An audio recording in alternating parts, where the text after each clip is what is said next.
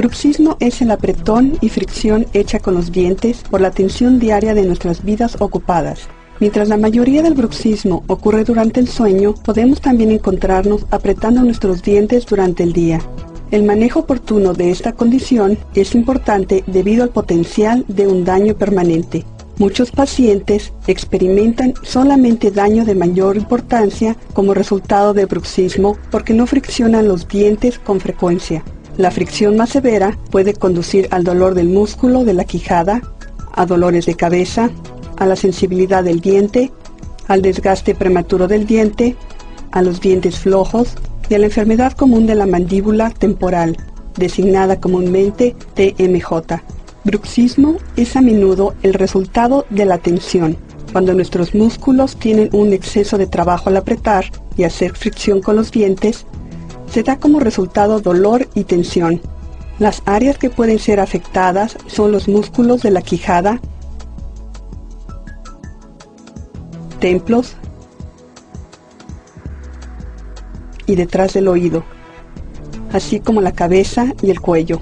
Músculos específicos se utilizan para mover la quijada durante la masticación normal. Cuando se aprietan y friccionan los dientes, estos músculos no funcionan correctamente y no se filtran. La tensión puede producir nudos, inflamación y dolor del músculo. La meta de cualquier terapia para el bruxismo es reducir los síntomas o quizás aliviar el comportamiento en conjunto.